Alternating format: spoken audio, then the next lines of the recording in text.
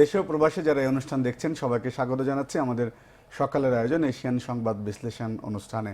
আপনাদের সঙ্গে আছি আমরা দুজন, আমি হাবিবুর রহমান পলাশ এবং আমি আনোয়ার রাজ। দর্শক, আপনারা জানেন যে প্রতিদিন আমরা উল্লেখযোগ্য শিরোনামগুলো সংবাদপত্র যেগুলো থাকে সেগুলো নিয়ে আমরা আলোচনা করি। আজও আমরা সেটি করব এবং একই সঙ্গে পরবর্তীতে আমাদের সঙ্গে যুক্ত হবেন রংপুর থেকে এবং কুষ্টিয়া থেকে আমাদের সহকর্মীরা। আমরা তখন আপনাদের কাছে চলে যাব। পলাশ, এই মুহূর্তে আমি আপনার কাছে বেশ কিছু সংবাদপত্র দেখতে পাচ্ছি। শুরুতে যে চট করে শিরোনামগুলো একটু দেখে নিই। ধন্যবাদ রাজ। বেশ কিছু পত্রিকা আমার হাতে আছে। আজকে আমি শুরুতেই আমাদের দর্শকদের সামনে তুলে ধরতে চাই দৈনিক যুগান্তরের আজকের প্রধান শিরোনাম হচ্ছে মেয়াদ উত্তীর্ণ সরঞ্জাম ব্যবহার, করোনার নমুনা সংগ্রহ। 2018 সালের জানুয়ারিতে টিউব এবং 2019 সালের জানুয়ারিতে সিরিঞ্জের মেয়াদ বার।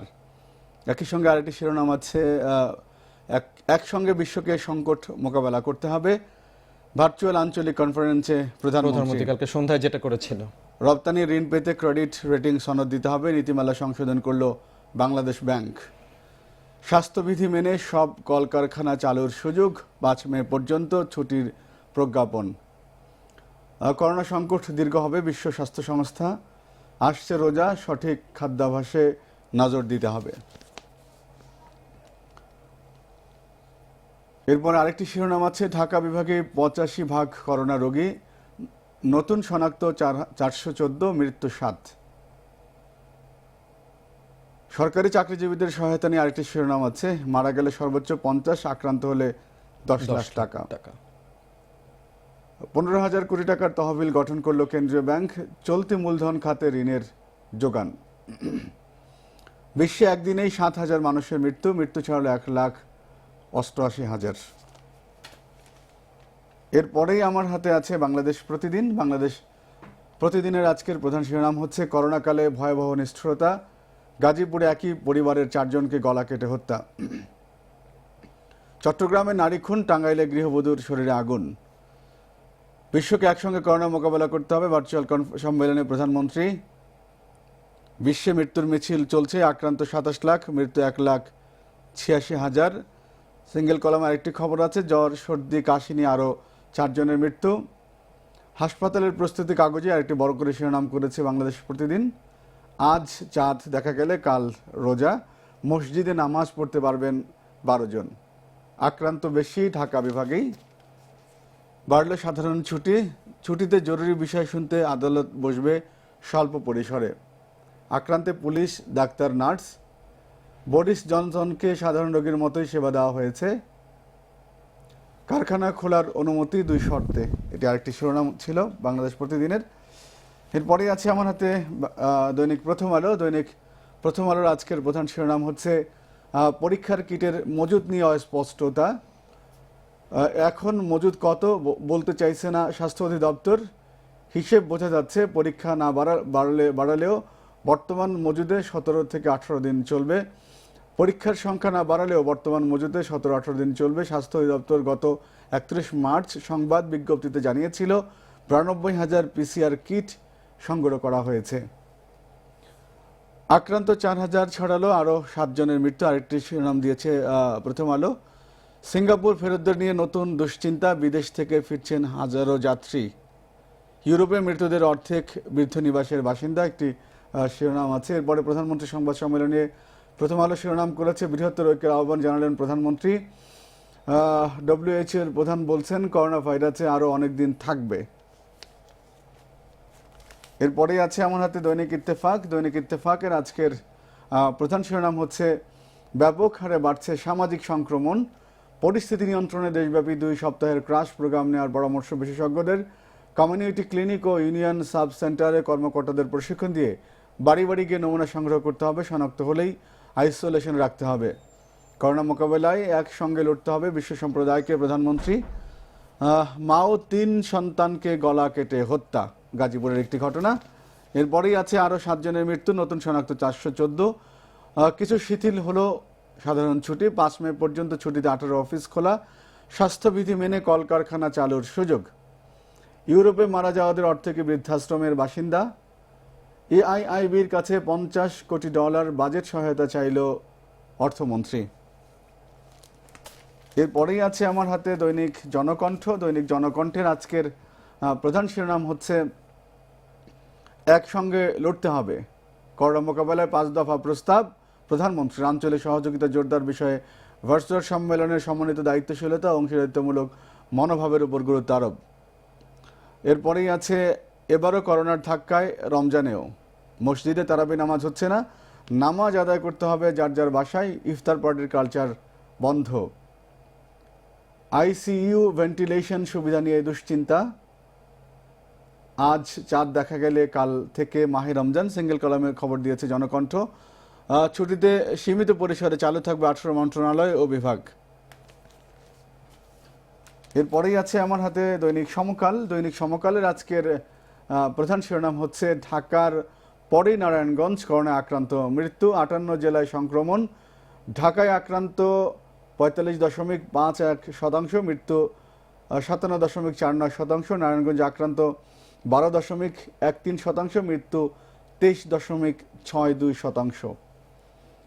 100 বছরের মধ্যে বিশ্বের সবচেয়ে ভয়াবহ বড় সংকট, ডব্লিউএফপি সম্মেলনে প্রধানমন্ত্রীর 5 দফা। 24 ঘন্টায় শনাক্ত 414, মৃত্যু 7।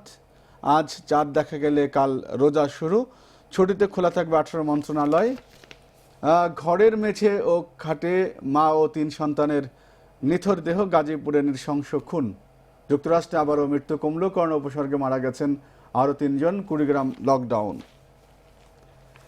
এরপরেই আছে আমার হাতে দৈনিক দেশ রূপান্তর। দৈনিক দেশ রূপান্তরের আজকের প্রধান শিরোনাম হচ্ছে তরুণরা বেশি ঝুঁকিতে, মোট আক্রান্তের 24% 21 থেকে 30 বছর বয়সী, 22% 31 ও 40 বছর বয়সী। অন্য দেশের তুলনায় তরুণদের মৃত্যুর হারও বেশি, ঝুঁকি বাড়াচ্ছে অন্য বয়সীদের। 60 ঊর্ধ্বদের আক্রান্তের হার কম, মৃত্যু বেশি। কম আক্রান্ত শিশুরা 3% ও কিশোর 8%। আরেকটি শিরোনাম আছে প্রধানমন্ত্রীর সংবাদ সম্মেলন নিয়ে দেশ রূপান্তরের, করোনা সংকট মোকাবেলায় বিশ্বকে এক হতে হবে, ওয়ার্ল্ড ইকোনমিক ফোরামের সম্মেলনে প্রধানমন্ত্রী। করোনা শনাক্ত 4000 ছাড়ালো, আরও 7 জনের মৃত্যু। আজ চাঁদ দেখা গেলে কাল রোজা। মৃত্যুর সংখ্যা বাড়ছে কমছে। এরপরেই আছে তারাবির নামাজ পড়তে পারবেন 12 জন। মোবাইল ব্যাংকিংয়ে শ্রমিকদের বেতন, নগদ উত্তোলনের চার্জ 1004 টাকা। ছুটি বাড়ল 5 মে পর্যন্ত, 18 মন্ত্রণালয় অফিস খোলা। গণস্বাস্থ্য কেন্দ্রের কিটের নমুনা জমা কাল। আরও 7 চেয়ারম্যান 3 মেম্বার বরখাস্ত। 7 বছরেও শুরু হয়নি হত্যা মামলার বিচার, রানা প্লাজার ট্র্যাজেডি। দক্ষিণ এশিয়ায় করোনা, বেশি টেস্ট বেশি রোগী ভারতে। গাজীপুরে মা ও 3 সন্তানকে গলা কেটে হত্যা। আওয়ামী লীগের ত্রাণ কমিটি নিয়ে গন্ডগোল, সপ্তাহ পার হলেই কোনো কমিটি জমা পড়েনি। এরপরেই আছে আমার হাতে দ্য ডেইলি স্টার। ডেইলি স্টারের আজকের প্রধান শিরোনাম হচ্ছে রিক্স লার্ক ইন রিপন মুভ। প্রধানমন্ত্রীর সংবাদ সম্মেলনে তারা বলছেন Hasina call for a global partnership. এরপরেই আছে আরেকটি শিরোনাম উল্লেখযোগ্য, things better than in US Europe, all project to health, 12 devotees max ইন্থ্রাবি প্রেয়ার্স। এই ছিল আজকের দ্য ডেইলি স্টারের আজকের প্রধান শিরোনামগুলো। রাজ, আমার হাতে থাকা আজকের জাতীয় দৈনিকগুলোর উল্লেখযোগ্য সংবাদ শিরোনামগুলো আমরা আমাদের দর্শকদের জানিয়ে দিলাম। আমার কাছে মনে হচ্ছে যে মোটামুটি সবগুলো পত্রিকার শিরোনামগুলো একই, একদমই কাছাকাছি শিরোনাম। এবং প্রথমেই আমরা যদি আলোচনায় যেতে চাই তাহলে আমার মনে হয় প্রধানমন্ত্রী যে ভার্চুয়াল সম্মেলন হয়েছে সেটা নিয়ে আমরা কথা বলতে পারি। উনি 5 দফা দাবি পেশ করেছেন, এটা নিয়ে যদি পলাশ একটু কথা বলা যায়। হ্যাঁ, আপনি যদি একদমই যেটা বলছিলেন যে গতকালকে এই ওয়ার্ল্ড ইকোনমিক ফোরামের সম্মেলনে প্রধানমন্ত্রী অংশ নিয়েছিলেন, ভার্চুয়াল কনফারেন্স কিন্তু সেটি, এবং সেখানে তিনি 5 দফা দিয়েছেন। সেখানে কিন্তু প্রধানমন্ত্রী বলেছেন করোনা ভাইরাস এই সংকটে বিশ্বকে এক হয়ে মোকাবেলা করার আহ্বান জানিয়েছেন প্রধানমন্ত্রী। গতকাল বৃহস্পতিবার সন্ধ্যায় ওয়ার্ল্ড ইকোনমিক ফোরামের সম্মেলনে enhancing regional cooperation in South Asia to combat COVID-19 related impact on its economics virtual সম্মেলনে গণভবন থেকে যোগ দিয়ে তিনি এই আহ্বান জানান। এ লক্ষ্যে তিনি বিশ্বের দরবারে 5 দফা সুপারিশ তুলে ধরেন। প্রধানমন্ত্রী বলেন, করোনা ভাইরাস মহামারীর মধ্যে পৃথিবী 100 বছরের মধ্যে সবচেয়ে বড় সংকটে পড়ছে। বিশ্বকে এক হয়ে তার প্রতিটি সমাজকে যৌথভাবে এবং অংশীদারিত্বের ভিত্তিতে সংকট মোকাবেলায় উদ্যোগী হতে হবে।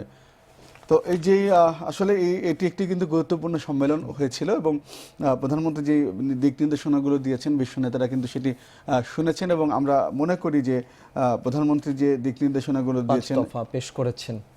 সব মিলিয়ে আসলে এই যে বৈশ্বিক যে সংকট চলছে এটি আসলে দুটি সংকট, একটি হচ্ছে মানবিক সংকট, আরেকটি বড় সংকট আছে খাদ্যের সংকট, আরেকটি সংকট আছে অর্থনৈতিক সংকট এবং এই সংকটের কাল পাত্র স্থানভেদ কখন যে শেষ হবে সেটি নিরূপণ করার কিন্তু এখনো এই জন্যই কিন্তু প্রধানমন্ত্রী শেখ হাসিনা সবাইকে একসাথে লড়তে হবে, কারণ সবাইকে এখন যে একসাথে- দুর্যোগ চলছে সেটা বিশ্বব্যাপী সংকট চলছে।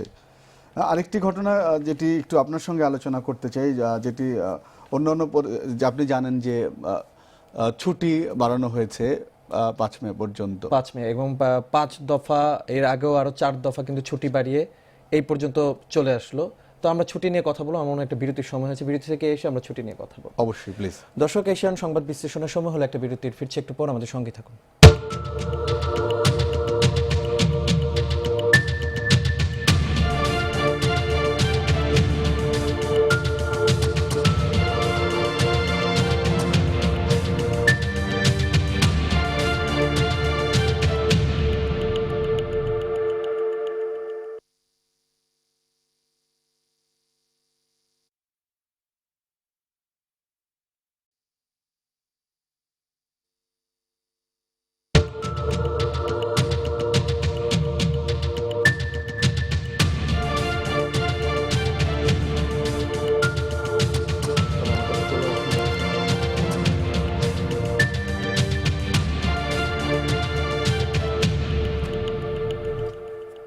বিরতির পর স্বাগত এশিয়ান সংবাদ বিশ্লেষণে। রাজ, আমরা বিরতির আগে যে আলোচনাটা ছিলাম আপনি জানেন, যেটি আপনাকে বলেছিলাম যে 5 দফা বাড়িয়ে ছুটির মেয়াদ বাড়ানো হয়েছে এবং এবছর এই ছুটিতে কিন্তু একটি নতুনত্ব সার্কুলেশন এসেছে যে 18টি মন্ত্রণালয় এবং বিভাগ চালু থাকবে এবং স্বল্প পরিসরে খোলা থাকবে।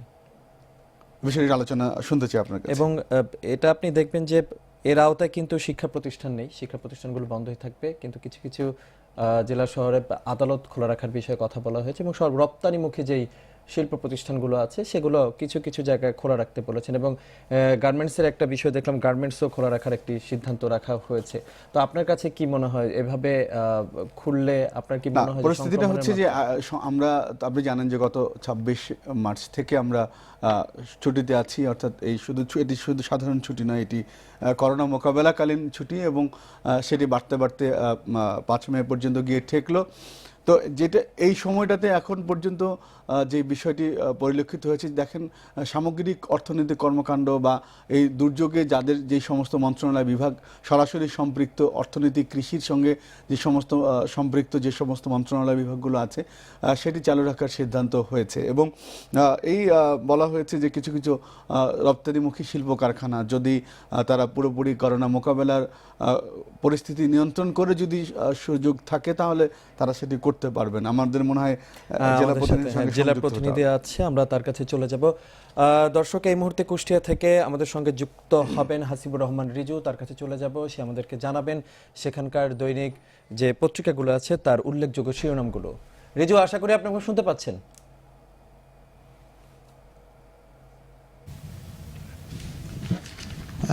রাজ, আপনাকে ধন্যবাদ।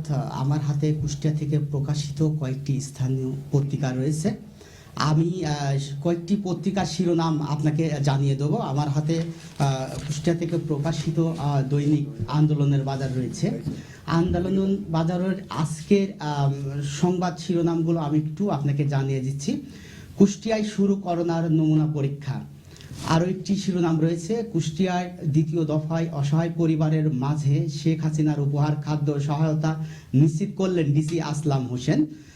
দৌলতপুরে ভিক্ষুকদের মাঝে ত্রাণ বিতরণ করছে গ্রামীণ ব্যাংক। আরও শিরোনাম রয়েছেন, কিছুই নেই তারপরেও সেবা প্রদান অব্যাহত, খোকসার করোনা রোগীর সোয়াব সংগ্রহণকারী দলের একমাত্র নারী সদস্য সেবা মাঠ দাপিয়ে বেড়াচ্ছে। কুষ্টিয়ায় সামাজিক উদ্যোগে 57টি পরিবারকে খাদ্য সহায়তা প্রদান। আমলায় টিসিবির পণ্য বিক্রির উদ্বোধনকালে কামরুল আরেফিন, পণ্যর সঠিক দাম দিয়ে সঠিক পরিমাণ বুঝে নেবেন।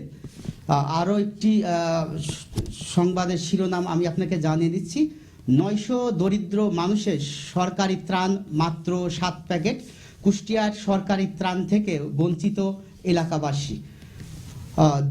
2 ডায়াগনস্টিক সেন্টার সহ এলাকা লকডাউন, কুষ্টিয়ায় নতুন করে চিকিৎসক সহ 2 জনের করোনা শনাক্ত। এই ছিল আন্দোলনের বাজারের আজকের প্রধান সংবাদগুলোর সংবাদ শিরোনাম। আমার হাতে আরও একটি পত্রিকা রয়েছে, কুষ্টিয়া থেকে প্রকাশিত দৈনিক সত্য খবর। সত্য খবরের আজকের সংবাদ শিরোনামগুলো আমি আপনাকে একটু জানিয়ে দিচ্ছি।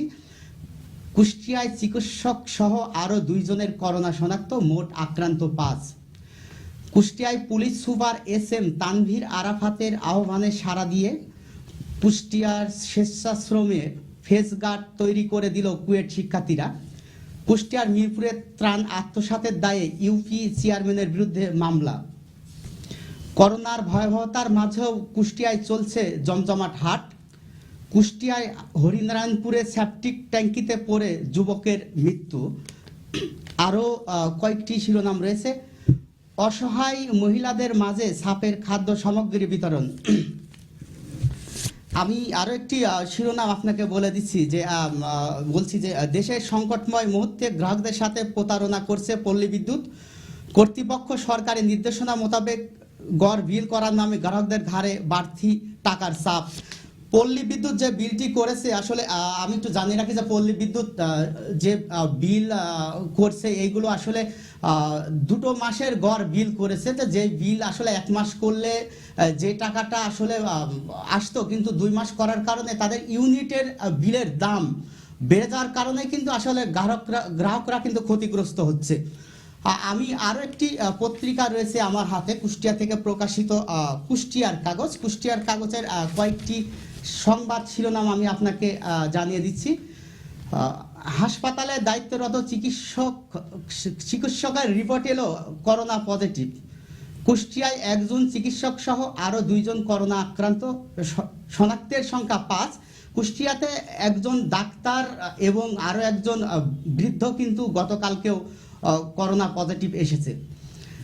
আরও কয়েকটি শিরোনাম আপনাকে জানিয়ে দিই। দ্বিতীয়বারের মতো অসহায় পরিবারের মাঝে খাদ্য সহায়তা প্রদান। আপনাদের যে কোনো দুর্যোগে জেলা প্রশাসন পাশে আছে। জেলা প্রশাসক আসলাম হোসেন। জেলা প্রশাসক, কুষ্টিয়ার জেলা প্রশাসক কিন্তু দরিদ্র অসহায় মানুষদের বাড়ি বাড়ি গিয়ে ত্রাণ পৌঁছে দিচ্ছেন। সেই সংবাদটাও কিন্তু গুরুত্ব দিয়ে ছাপা হয়েছে কুষ্টিয়ার কাগজে। আমার কাছে আরও কয়েকটি শিরোনাম আমি আপনাকে জানাবো কুষ্টিয়ার কাগজে। দেশের সংকটময় মুহূর্তে ও গ্রাহকদের সাথে প্রতারণা করেছে পল্লী বিদ্যুৎ কর্তৃপক্ষ। সরকারি নির্দেশনা মোতাবেক গড় বিল করার নামে গ্রাহকদের সাথে বাড়তি টাকার চাপ। আমি এর আগেও যে সত্য খবরের যে সংবাদ শিরোনামটি আপনাকে জানালাম, এটি কিন্তু কুষ্টিয়ার কাগজেও কিন্তু গুরুত্ব দিয়ে ছাপা হয়েছে। আরও একটি শিরোনাম আপনাকে একটু জানিয়ে দিই। সরকারি আদেশ লঙ্ঘন করে কুমারখালীতে হাট বাজার জমজমাট। কুষ্টিয়ার কুমারখালীতে বাজারে কিন্তু আসলে যেই আমরা সব সময়ই এবং সরকারের পক্ষ থেকে বলা হচ্ছে যে সামাজিক দূরত্ব নিশ্চিতে যে প্রশাসন এবং আইন শৃঙ্খলা বাহিনী যেভাবে কাজ করছে, আসলে এই হাট বাজারগুলোতে আসলে কিন্তু সেইগুলো কিন্তু আসলে কোনোভাবে মানা হচ্ছে না। সেই নিউজ সংবাদটিও কিন্তু এখানে গুরুত্ব পেয়েছে যে সরকারি আদেশ লঙ্ঘন করে কুমারখালীতে হাট বাজারে জমজমাট।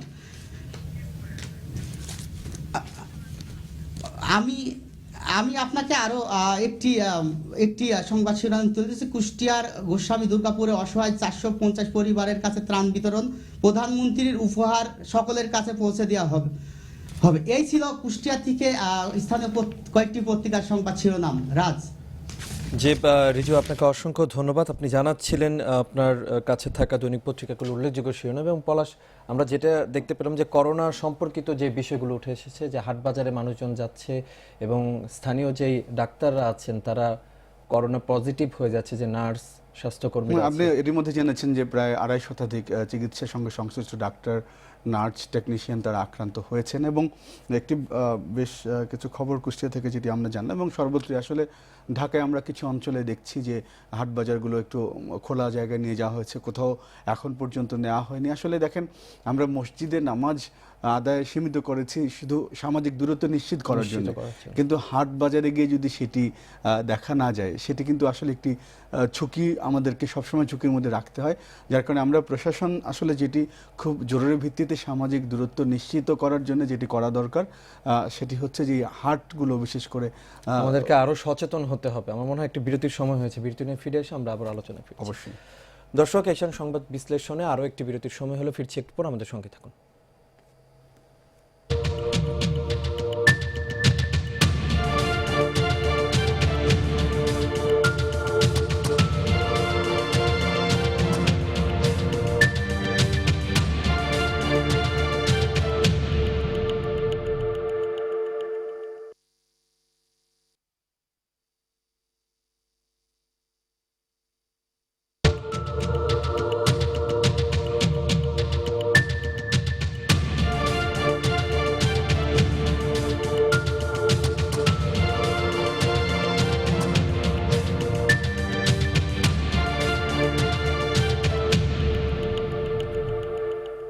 বিরতি পরে আবারও স্বাগত এশিয়ান সংবাদ বিশ্লেষণে। রাজ, যে বিষয়টি নিয়ে আমরা আলোচনা করছিলাম, আপনি জানেন যে আমরা যে একটি রিপোর্ট দেখেছি দৈনিক দেশ রূপান্তরে আজকের প্রধান শিরোনাম ছিল তরুণরা বেশি ঝুঁকিতে। এই বিষয়ে আমি এটা আপনার সাথে মনে হয় যখন আমরা অনুষ্ঠানে ঢুকিনি তখন কিন্তু আমরা এই বিষয়টা নিয়ে একটু কথা বলছিলাম যে তরুণরা বেশি ঝুঁকি, কিন্তু এতদিন কথা বলা হচ্ছিল যে বিশ্বে যে আক্রান্ত হয়েছেন তরুণরা কিন্তু একটু নিরাপদ, তরুণদের সমস্যা কম হবে, যারা একটু বয়স্ক তাদের সমস্যা হবে। কিন্তু আমাদের প্রেক্ষাপটে কিন্তু চিত্রটা একটু ভিন্ন। যেমন আমি যদি আপনাকে একটু বলি, সেটা হলো যে মোট আক্রান্তের 24% 21 থেকে 30 বছর বয়সী, বাংলাদেশের প্রেক্ষাপটে, এবং 22% 31 থেকে 40 বছর বয়সী। অন্য দেশের তুলনায় তরুণদের মৃত্যুহার বেশি, ঝুঁকি বাড়াচ্ছে অন্য বয়সীদের।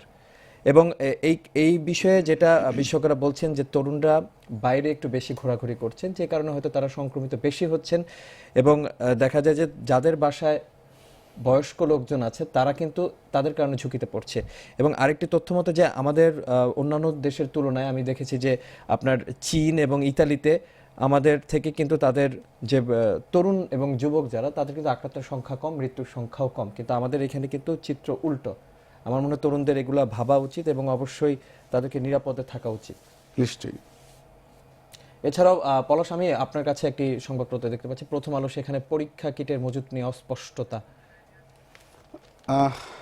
একই ধরনের তিনটা শিরোনাম একটু যদি আমি অ্যাড করতে চাই আপনার সঙ্গে। অবশ্যই। সেটা হচ্ছে, প্রথম আলোর শিরোনাম হচ্ছে পরীক্ষার কিটের মজুত নিয়ে অস্পষ্টতা।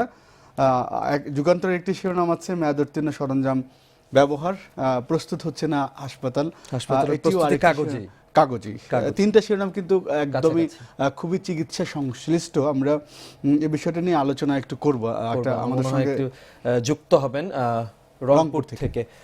দর্শক, এই মুহূর্তে আমরা চলে যাব রংপুরে। সেখানে আছেন আমাদের সহকর্মী বাদশাহ ওসমানী, তিনি আমাদের জানিয়ে দিবেন সেখানকার দৈনিক সংবাদপত্রগুলোর উল্লেখযোগ্য শিরোনাম। বাদশাহ, আশা করি আপনি আমাকে শুনতে পাচ্ছেন।